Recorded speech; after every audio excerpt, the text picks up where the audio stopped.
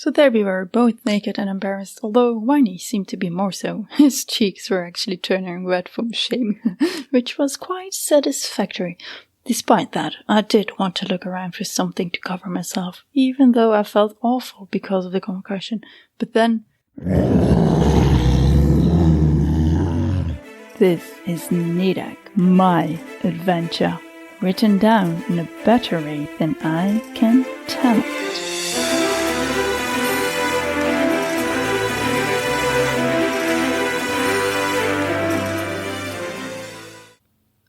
Episode 8 Unexpected Friendships. Nadec, wake up.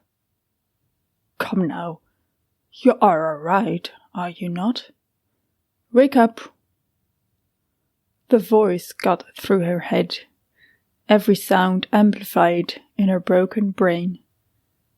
Here, perhaps you should give it a try. Something soft and fluffy brushed against her face, accompanied by the quiet hum of a small engine. Funny enough, it didn't hurt her head.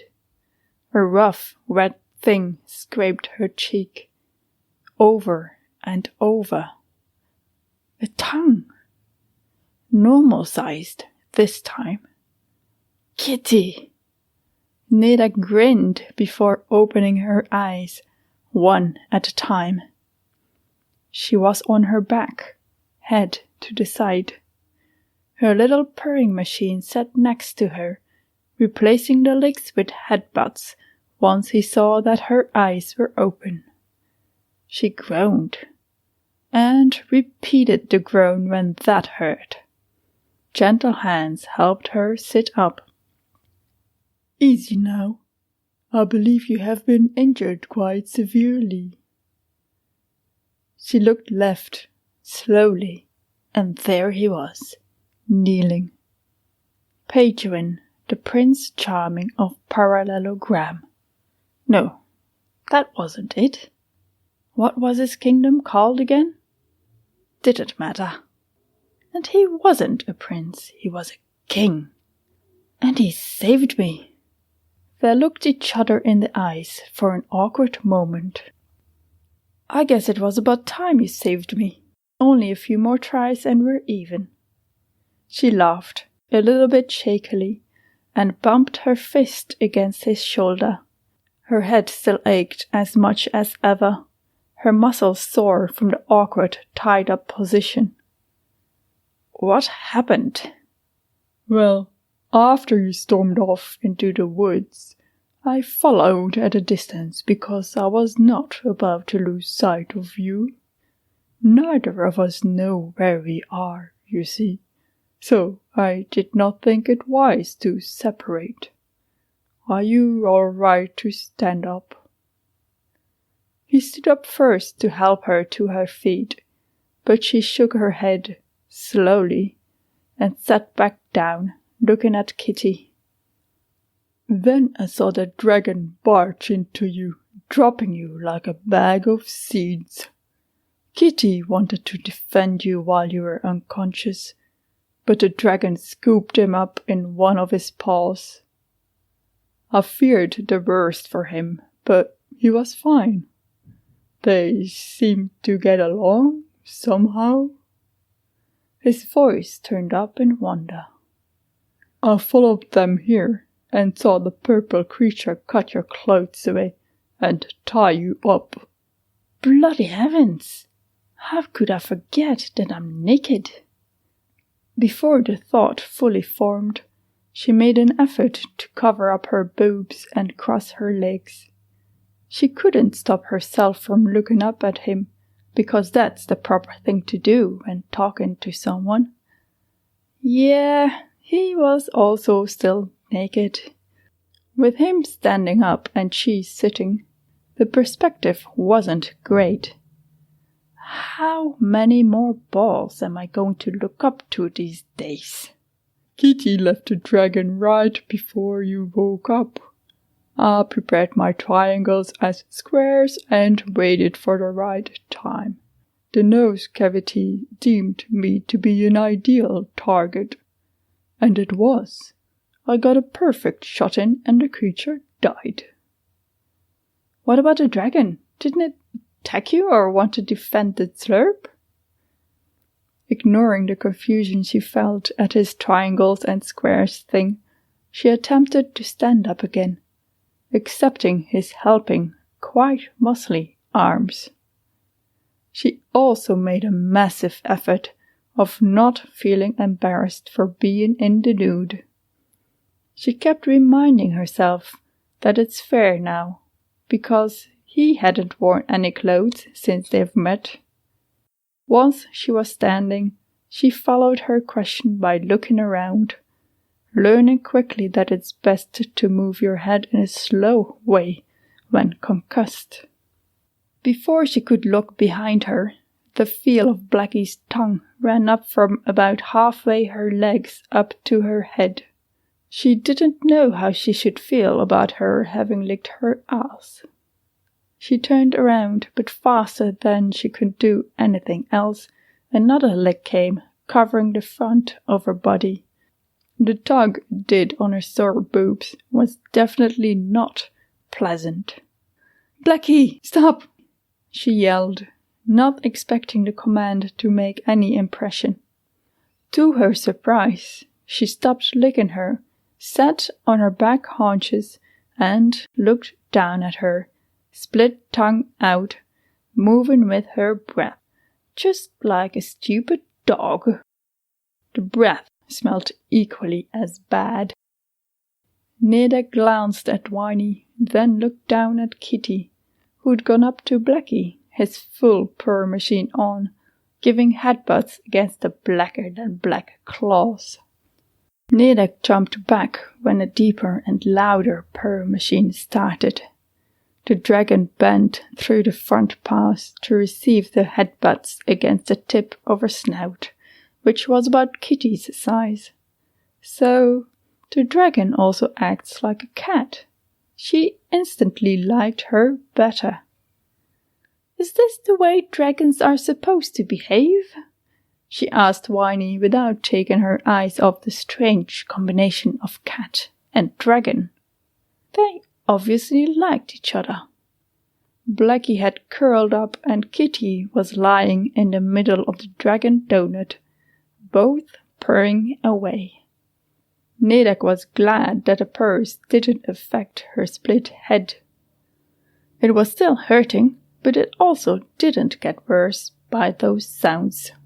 She turned her unbelieving eyes towards Wyny, who shrugged. Shaking her head, slowly, she looked back at the animal duo. It was pretty cute. Both of them seemed to be falling asleep. The dragon's body was twisted in an astounding flexible way, her rested head beside her belly, in the same direction. She had a tail long enough to go around the outside of her curled-up body completely. Amazing! Wait, what was that? Nadec looked a bit closer at the tail. At what she would guess was the halfway point, something gleamed at her. Oh! It was her halberd, the dark metal almost camouflaged against the black dragon skin. That zlurp had thought to hide it by putting it on the dragon. She was impressed. That had been a good idea. Could she? Yes!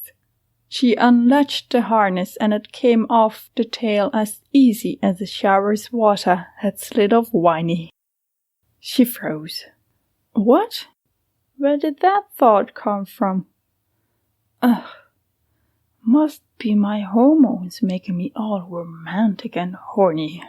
She glared at Wyny as she put the halberd support harness on. He'd just been standing there, looking at them. Or had he been looking at her nudity? She decided she wouldn't go down that path, that train of thought.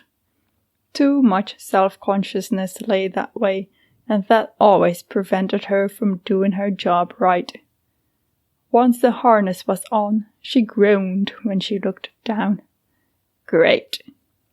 The design of the harness made a triangle of dark mushroom leather, around each boob, even lifting it up.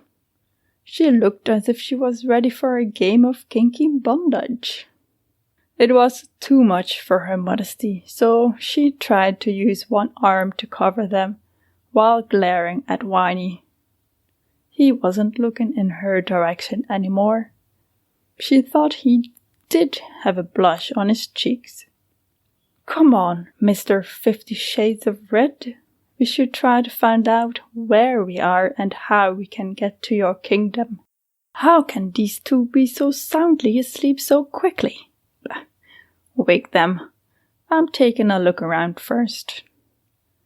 She wanted to see if there was anything she could use to cover herself up. Anything at all would be good, even a large leaf. The rational part of her mind knew that walking around was a terrible idea, wounded as she was. But she wasn't about to pass out again while naked and with Wyny here. A loud growl turned her around. There, too close to where Wyny stood, the zlurp jumped up, squeezing the triangle out of his nose cavity. Pink blood spurted out, but he was obviously not dead. He did look furious. You have been listening to Nadec, Chapter 8, Unexpected Friendships. Narrated by myself, Nadec. Adventured by and lived through by Nadec. Written in a better way than I can tell it by Astrid Jeff. Don't go just yet. We've got bloopers coming up. Before we get to those, we just want to say that if you head over to astridjeff.com, you can find transcripts and full chapters of this podcast. Even more, you can find the unedited draft of Nadec at least up to 15 chapters further than the podcast goes. So, if you're keen to know how the story continues, you have the option to go and read. Find us on Twitter at AstridJeff and at Nadec and Kitty. If you like this show and would like to support it, a good way to do that is share it around to everyone you know. An even better way is to rate and review it on iTunes or whichever podcatcher you use. Don't forget to follow the show or subscribe for free. Something soft and fluffy brushed against her face. Her muscles sore from the awkward tied-up puns. Bloody heavens! How could I forget? Did you? Okay, that's not right. Hey, nothing like narrating to find your own mistakes. Okay. With him standing up and she sitting, the Kitty left the dragon. Oh wait, we forgot to do the voice. The nose cavity deemed me to be a perfect target, and it was. I got a perfect shot in. Ideal target. Yeah, let's change that. Ideal target. Editing while narrating. Okay. The nose cavity deemed. The nose cavity. She didn't know how she should feel about having her. How she should feel about her having licked her ass. It's confusing. Okay, let's change this as well.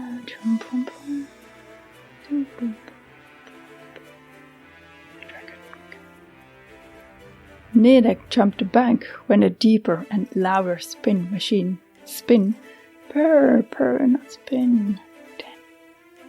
She had a tail long enough to go around the outside of her curled up body. Tail long enough to completely. Damn, it's like I haven't even ended this. Bad. Nadec looked at. Yes, Whew. How can these two be so soundly asleep? Yep. A loud growl turned her around. Ah, that's twice around. Ah, fuck. What the fuck have you been doing when you were editing? It's terrible. Pause